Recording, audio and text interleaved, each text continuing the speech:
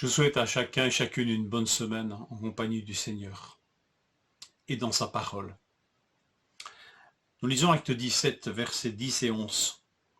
Aussitôt les frères firent partir de nuit Paul et Silas pour Bérée. Dès leur arrivée, ils entrèrent dans la synagogue des Juifs. Ces derniers avaient des sentiments plus nobles que ceux de Thessalonique. Ils accueillirent la parole avec beaucoup d'empressement et ils examinaient chaque jour les Écritures pour voir si ce qu'on leur disait était exact. Voilà un des terreaux les plus fertiles pour la foi en Jésus-Christ. Des cœurs ouverts et ancrés dans la certitude que l'Écriture est parole de Dieu. Et donc ils examinaient ce qu'on leur enseignait au travers de l'Écriture. Pas au travers des commentaires, mais au travers du texte lui-même. Et qu'est-ce qu'ils examinaient? Bien, l'enseignement que Paul et Silas étaient en train de leur dispenser. Et cet enseignement, nous en avons plus qu'une trace dans les versets 1 à 3 du même chapitre des Actes. Je lis, ils arrivèrent à Thessalonique, où les Juifs avaient une synagogue. Paul y entra conformément à son habitude. Pendant 3 sabbats, il discuta avec eux à partir des Écritures, en expliquant et en démontrant que le Messie devait souffrir et ressusciter. Ce Jésus que je vous annonce, disait-il, c'est lui qui est le Messie. Paul et Silas enseignaient sur le Messie selon les Écritures. Le Messie, sauveur, roi d'Israël, devait souffrir et ressusciter. Cette prédication basée sur l'Ancien Testament, elle est omniprésente dans le livre des Actes.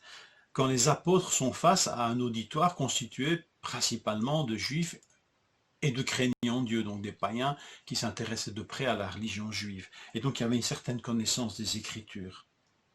Mais une fois que ça a été établi, que le Messie devait souffrir et ressusciter, et que selon l'Écriture, les gens pouvaient le vérifier d'après les Écritures, eh bien alors, on enseignait que ce Messie, eh bien c'est Christ, c'est Jésus-Christ de Nazareth, c'est lui le Messie, mort et ressuscité.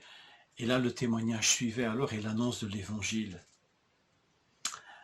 À ce point, ce texte, en tout cas, nous rappelle 2 choses. Tout d'abord, que tout enseignant chrétien ne doit pas trouver anormal d'être, en quelque sorte, vérifié par ses frères et sœurs, selon les Écritures ou d'après les Écritures. Aucun enseignant chrétien ne devrait s'offusquer de ça, de voir un auditoire vérifier dans l'Écriture si ce qu'il dit est exact. Si ce n'est pas le cas, alors les chrétiens peuvent mettre un point d'interrogation sur la nature de cet enseignement qui leur est dispensé. Aucun enseignant chrétien n'est au-dessus de l'Écriture.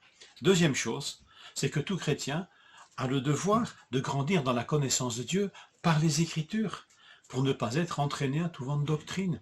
C'est un petit peu ce que Paul dit aux Éphésiens au chapitre 4. Et c'est intéressant que Éphésiens, chapitre 4, et ici la situation des chrétiens ou des juifs de Bérée, on voit que on est dans des contextes communautaires, c'est les juifs de Bérée qui vérifiaient communautairement dans les Écritures si ce qu'on leur disait était exact. Et dans Éphésiens 4, la croissance des chrétiens dans l'Écriture, dans l'enseignement, dans la croissance, dans la connaissance de l'Écriture, de Dieu au travers de l'Écriture, tout ça est communautaire aussi.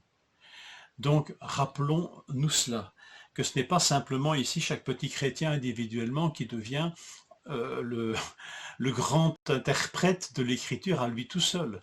Si l'enseignant doit accepter d'être soumis à l'Écriture, chaque chrétien doit l'être aussi. Mais communautairement, les chrétiens peuvent avoir et acquérir un grand discernement et une grande sagesse dans cette connaissance de l'Écriture selon Dieu. Cette attitude est positive et encouragée. Examiner l'Écriture. Cependant, je ne peux pas m'empêcher de vous signaler qu'il y a une autre attitude qui a l'air proche, mais qui, elle, n'est pas encouragée du tout et qui est stérile. Cette attitude, nous la trouvons dans l'évangile de Jean, chapitre 5, versets 38, 39 et 40.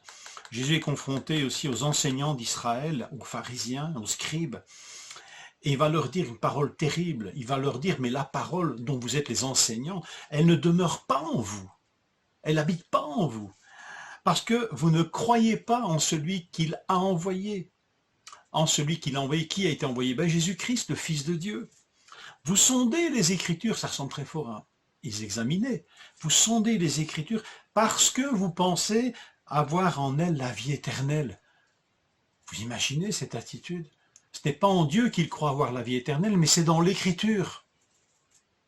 Pourtant, ce sont elles, les Écritures, qui rendent témoignage de moi, et vous ne voulez pas venir à moi pour avoir la vie.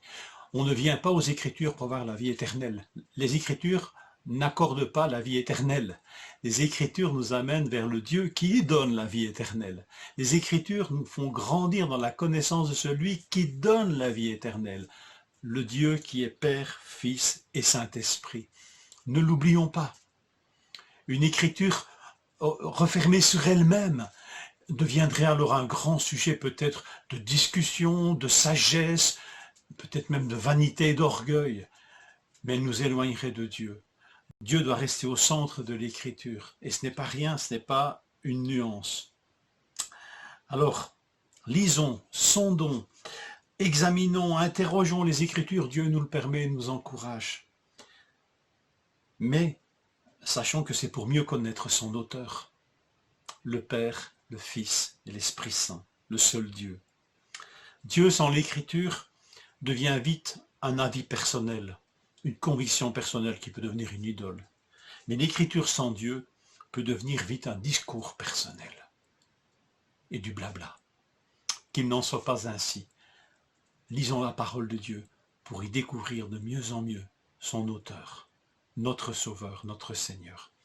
Qu'il en soit ainsi, mes frères et sœurs. Bonne semaine.